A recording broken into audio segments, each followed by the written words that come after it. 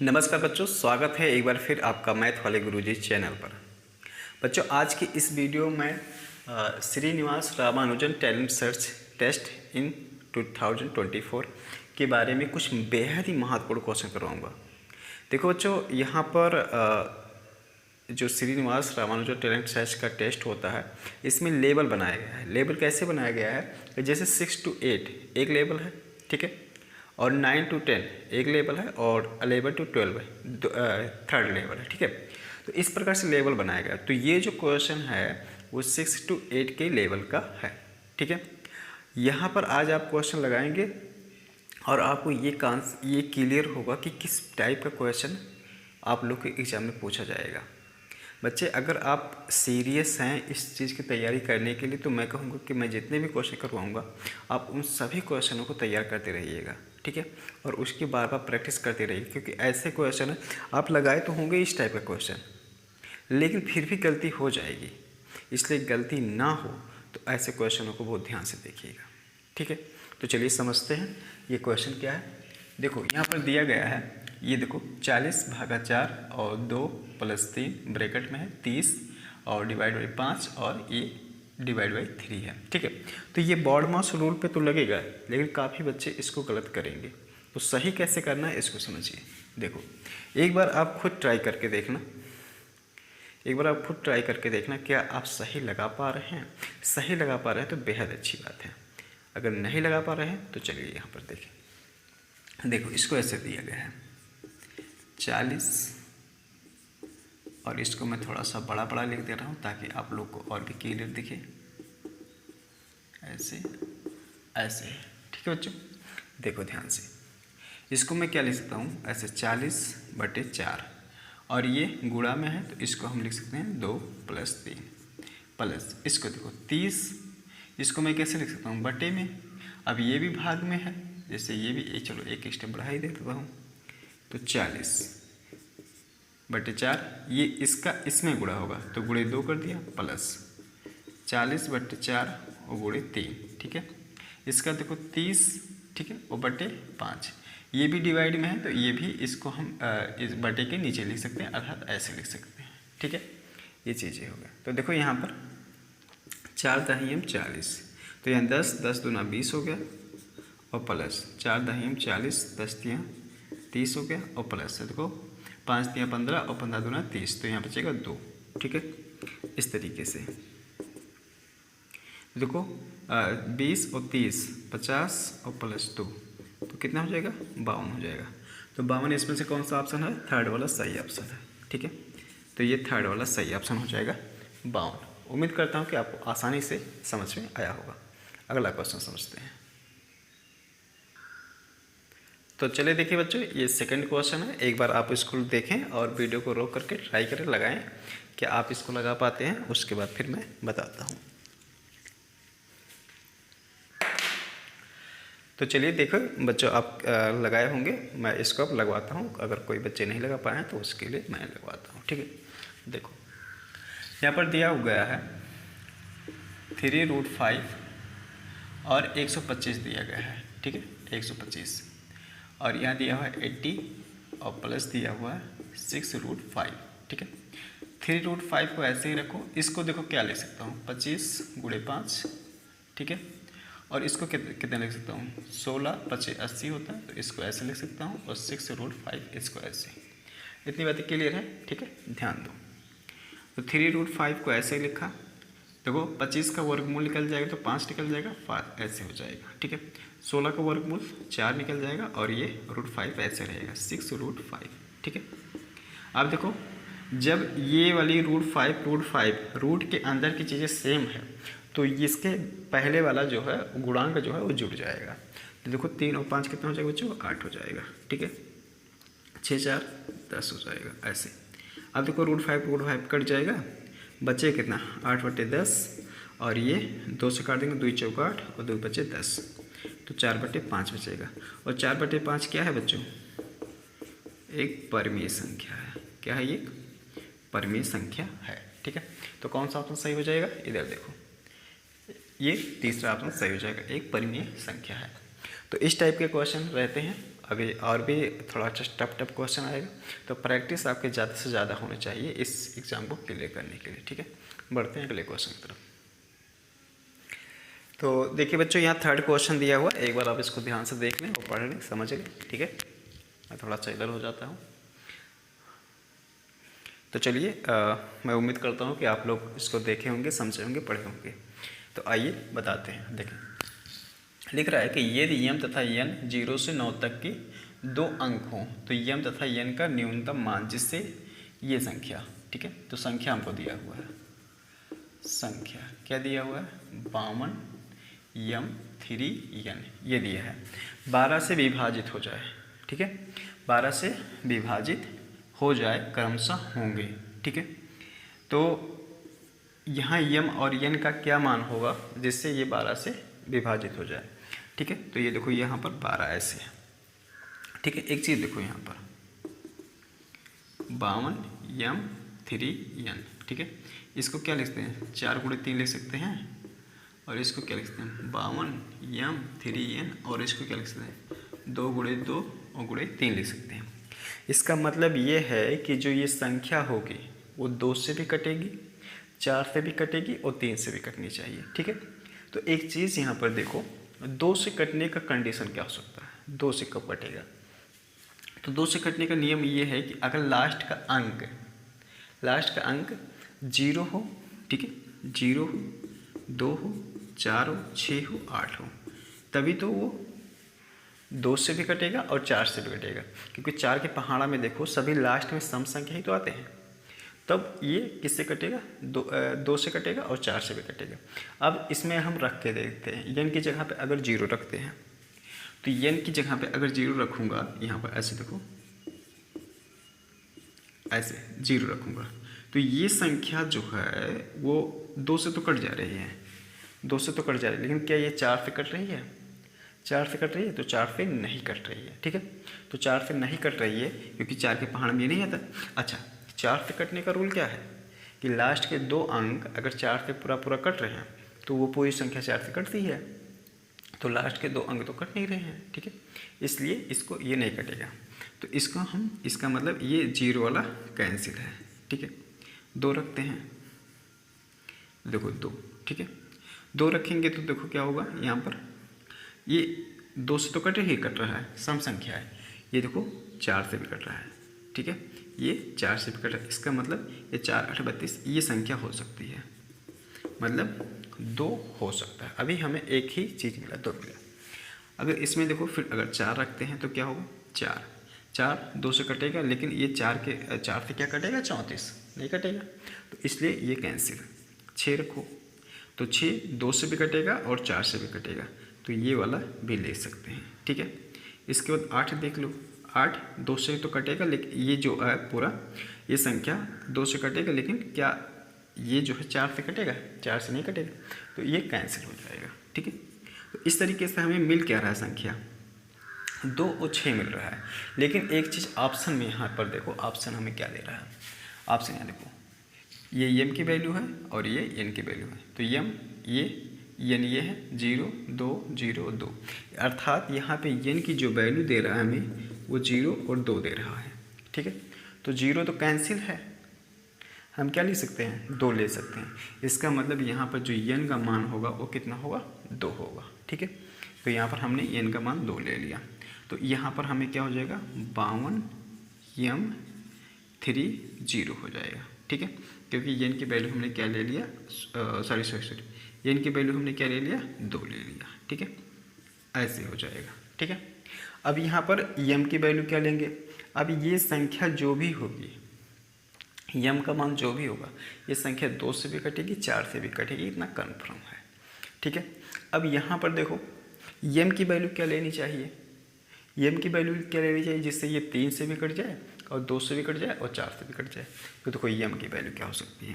तो अच्छा, 3 से कटने का क्या रूल है, सभी अंकों को जोड़ लेते हैं। ठीक है, सभी अंकों को जोड़ने के बाद अगर वो 3 से कट रहा है तो कट जाता है।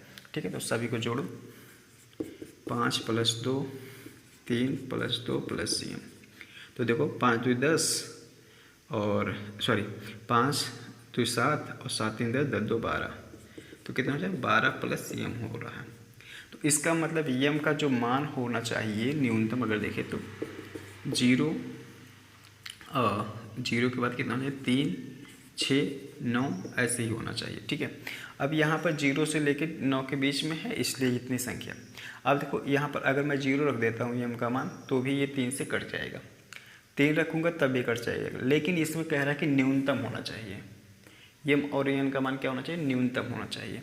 तो हम यहाँ पर यम का मान जो ले लेंगे वो 0 ले लेंगे। ठीक है, यम का मान 0 और यन का मान 2 हो जाएगा।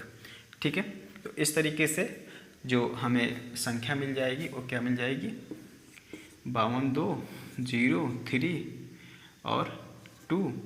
तो ये जो है वो 12 से कट जाएगी, लेकिन हमें संख्या नहीं चाहिए था, हमें चाहिए था यम और यन का मान। तो यम का मान कितना आ गया 0 और यन का मान कितना आ गया 2 आ गया। ठीक है, तो यम का 0 और ये 2 हो जाएगा, ये बी वाला ऑप्शन हो जाएगा। जिस बच्चे को ये वाला क्वेश्चन एक बार में ना समझ में आए वो दोबारा वीडियो को पीछे करके जरूर देखेगा, मेरी गारंटी है कि उसको पूरा पूरा समझ में आएगा। ठीक है, समझते हैं अगला क्वेश्चन। चलिए बच्चों, अगला क्वेश्चन आ गया है आपके सामने, चौथा नंबर क्वेश्चन है। इसको एक बार आप ध्यान से देखें, समझें, पढ़ें, उसके बाद फिर मैं लगवाता हूँ। चलो मैं थोड़ा हट जाता हूँ कि आप देख लें इसको। तो देख लिए आप, ठीक है,